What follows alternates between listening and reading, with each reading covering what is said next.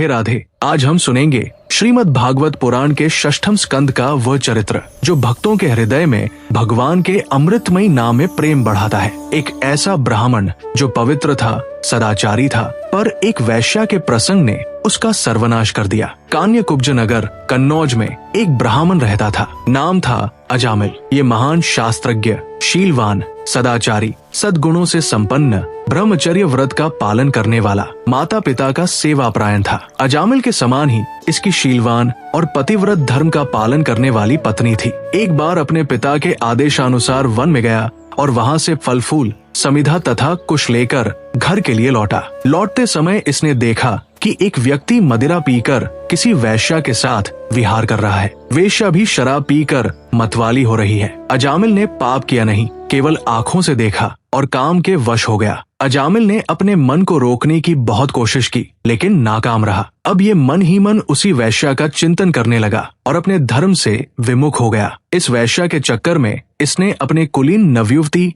और विवाहिता पत्नी तक का परित्याग कर दिया और उस वैश्या के साथ रहने लगा। इसने बहुत दिनों तक वैश्या के मल समान अपवित्र अन्न से अपना जीवन व्यतीत किया और अपना सारा जीवन ही पापमय कर लिया। ये अन्याय से जहाँ धन मिलता वहीं से उठा लाता। उस वैश्या के बड़े कुटुंब का पालन करने में ही ये व्यस्त रहता। चोरी से, जुए से और धोखाधड़ी से अजामिल सुंदर सुंदर वस्त्र आभूषण आदि वस्तुएं जिनसे वो प्रसन्न होती ले आता। यहाँ तक कि इसने अपने पिता की सारी संपत्ति भी दे दी। ये ब्राह्मण उसी प्रकार की चेष्टा करता जिससे वो वैश्या प्रसन्न हो। उसने वैश्या से 10 पुत्र उत्पन्न किए थे। सबसे छोटे का नाम नारायण रखा। ये स्वयं नहीं रखा था। जब भगवान किसी पर कृपा करते हैं तो साधु समागम होता है। भक्तमाल जी में इनका चरित्र है। एक बार भगवत प्रेमी महात्माओं की एक साधु मंडली आई। गांव के बाहर संतों ने कुछ लोगों से पूछा कि भैया किसी ब्राह्मण का घर बताइए, हमें वहां पर रात गुजारनी है। इन लोगों ने संतों के साथ मजाक किया और कहा, संतों,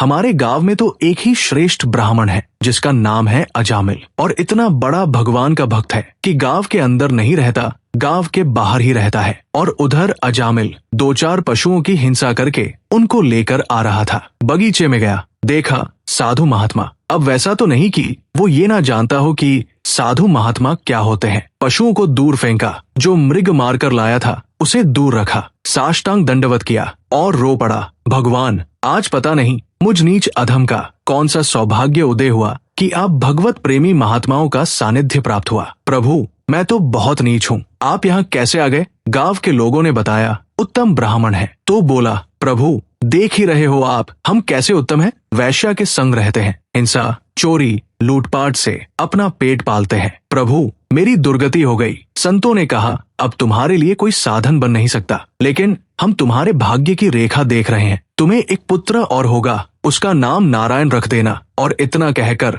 संतों ने अपना आसन उठाया। क्योंकि अपवित्र स्थान में भगवान की सेवा नहीं हो सकती, वे वहां से चल पड़े। समय बीता, उसके पुत्र हुआ, नाम रखा नारायण। अजामिल अपने नारायण पुत्र में बहुत आसक्त था। अजामिल ने अपना संपूर्ण हृदय अपने बच्चे नारायण को सौंप दिया था। हर समय अजामिल कहता था, नारायण भोजन कर लो, नारायण पानी पी लो, नारायण तुम्हारा खेलने का समय है, तुम खेल लो। हर समय नारायण नारायण करता था। इस तरह 88 वर्ष बीत गए। उसे इस बात का पता ही न चला कि मृत्यु मेरे सिर पर आ पहुंची है। मूर्ख और बूढ़ा अजामिल। जब मृत्यु का समय आया तो थोड़ी दूर पर बालक खेल रहा था। बोलने की बस इतनी हिम्मत थी कि एक आवाज निकली। उसने अपने बच्चे को बुलाया, नारायण। और तभी अजामिल ने देखा, भयंकर यमदूत खड़े हैं, हाथ में फांसी, टेढ़े टेढ़े भयंकर मुंह, विकराल दांत। ऐसे है यमदूत कि देखकर ही मनुष्य की लघु शंका छूट जाए। इतने भयानक यमदूतों को देखकर अजामिल डर गया और अपने पुत्र को कहता है,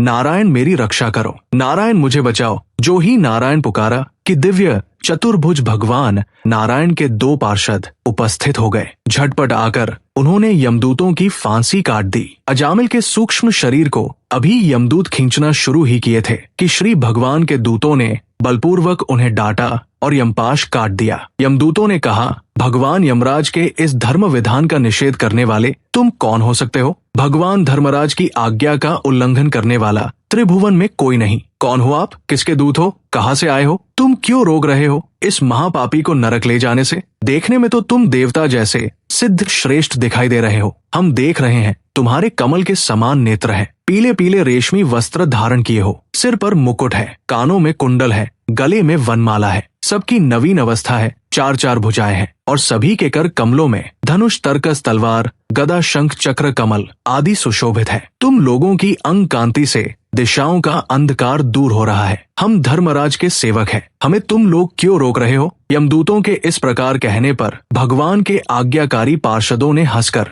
गंभीर वाणी में उनसे कहा, यमदूतों, यदि तुम सचमुच धर्मराज के आज्ञाकारी हो तो बताओ, धर्म का लक्षण क्या है? धर्म का तत्व क्या है? दंड का पात्र कौन है? यमदूतों ने कहा, आपने पूछा धर्म का लक्षण क्या है, तो सुनिए। वेद जिन कर्मों का विधान करते हैं उन्हें धर्म कहते हैं, और वेद जिसे रोकते हैं, निषेध करते हैं, उसे अधर्म कहते हैं। और वेद स्वयं भगवान का स्वरूप है, भगवान की श्वास प्रश्वास से प्रकट हुआ है। रजोगुण, सतोगुण, तमोगुण, इन तीनों से सभी प्राणी, सभी पदार्थ ओतप्रोत है। सभी की मनोवृत्ति तीनों गुणों में रहती है। तीनों गुणों से कर्म होते हैं और उसके अनुरूप उनका विभाजन होता है। और सुनिए, सूर्य, अग्नि, आकाश, वायु, इंद्रिया, चंद्रमा, संध्या, रात दिन, दिशाएं, जल, पृथ्वी, काल और धर्म, ये सब गवाही होते हैं। रात दिन में सतोगुण, रजोगुण, तमोगुण से जो भी कर्म होते हैं उन कर्मों के ये गवाह होते हैं। इनके द्वारा पता चल जाता है कि ये धर्मात्मा है या अधर्मी, और फिर दंड के पात्र का निर्णय होता है। पाप कर्म करने वाले सभी मनुष्य अपने अपने पाप कर्म का दंड जरूर भोगते हैं। कोई भी देहधारी जीव ऐसा नहीं जो पाप या पुण्य न करे, और जो पाप पुण्य करेगा उसे भोगना अवश्य पड़ेगा। इस लोक में जो मनुष्य जिस प्रकार का जितना अधर्म या धर्म करता है, परलोक में उसका उतना वैसा ही फल भोगना पड़ता है। हे देव शिरोमणियों, सतोगुण, रजोगुण और तमोगुण, तीनों गुणों के भेद के कारण इस लोक में 3 प्रकार के प्राणी देखे जाते हैं, पुण्यात्मा, पापात्मा और पुण्य पाप दोनों से युक्त। पुण्यात्मा सुखी होता है, पापात्मा दुखी होता है, और मिश्रित वाला सुख और दुख दोनों से युक्त होता है। वर्तमान समय में किया गया आचरण भविष्य का परिणाम दिखा देता है। वर्तमान में जन्म हुआ पाप और पुण्य जैसे भी किए गए तो भविष्य में उसको दंड भोगना ही पड़ता है। हम अपने स्वामी अजन्मा भगवान सर्वज्ञ यमराज के दूत हैं। हमारे स्वामी सबके अंतःकरण में विराजमान है। किसी को कुछ बताने की जरूरत नहीं,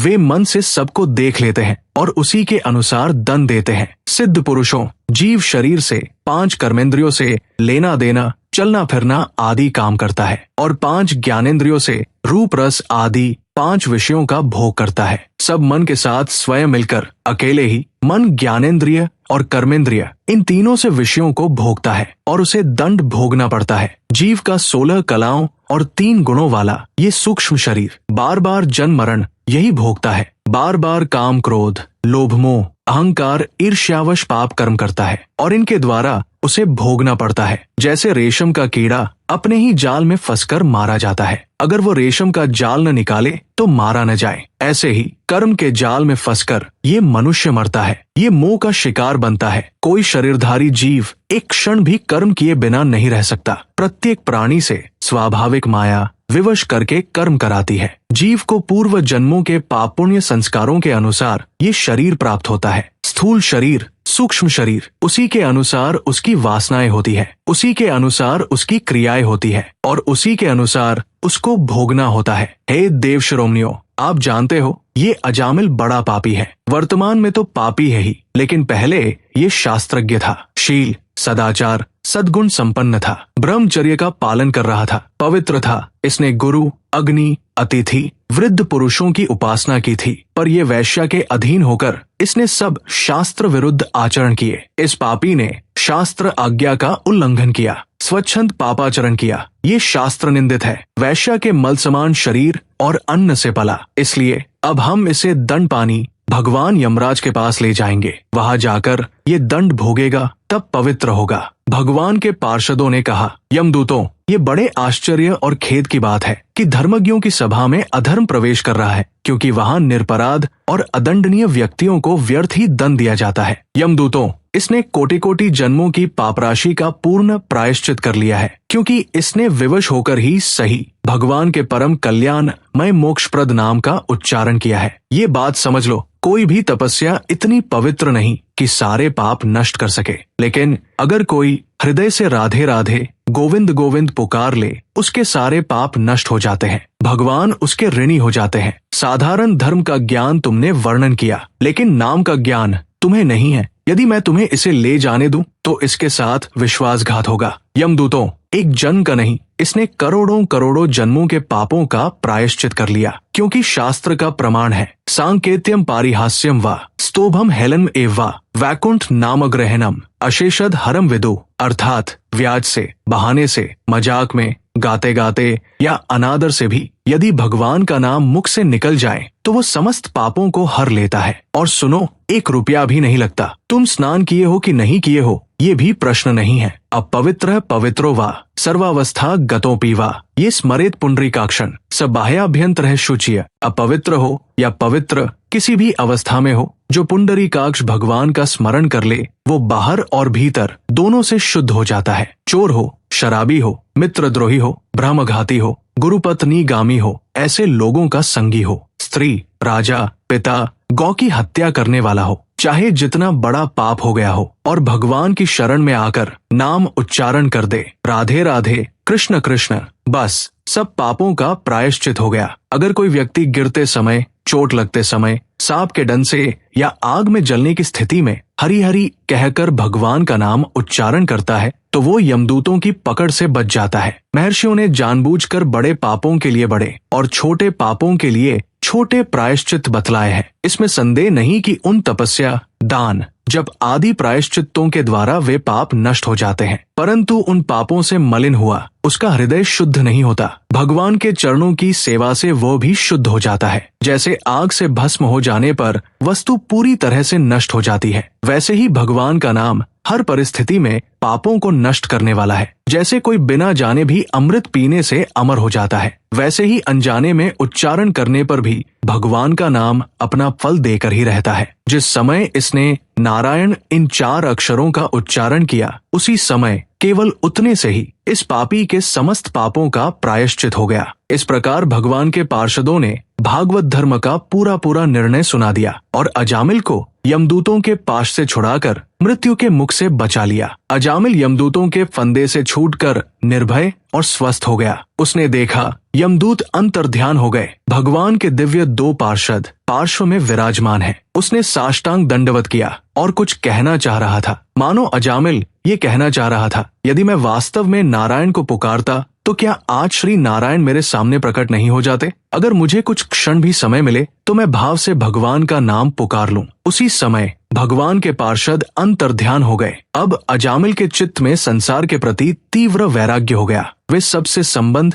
और मोह को छोड़कर हरिद्वार चले गए। वहां पर गंगा स्नान करके एकांत बैठकर भगवान की नवधा भक्ति और भगवान के नाम का ध्यान किया। क्योंकि भगवत पार्षदों के दर्शन और संभाषण से संपूर्ण पाप नष्ट हो चुके थे, इसलिए बुद्धि पवित्र हो गई थी। तत्काल उन्होंने योग मार्ग का आश्रय लेकर अपनी सारी इंद्रियों को विषयों से हटाकर मन में लीन कर लिया और मन को बुद्धि में मिला दिया। इसके बाद आत्मचिंतन के द्वारा उन्होंने बुद्धि को विषयों से पृथक कर लिया तथा भगवान के धाम अनुभव स्वरूप परब्रह्म में जोड़ दिया। इस प्रकार जब अजामिल की बुद्धि त्रिगुणमयी प्रकृति से ऊपर उठकर भगवान के स्वरूप में स्थित हो गई, तब उन्होंने देखा कि उनके सामने वही 4 पार्षद जिन्हें उन्होंने पहले देखा था खड़े हैं। अजामिल ने सिर झुकाकर उन्हें नमस्कार किया। उनका दर्शन पाने के बाद उन्होंने उस तीर्थ स्थान में गंगा के तट पर अपना शरीर त्याग दिया और तत्काल भगवान के पार्षदों का स्वरूप प्राप्त कर लिया। अजामिल भगवान के पार्षदों के साथ स्वर्णमय विमान पर आरूढ़ होकर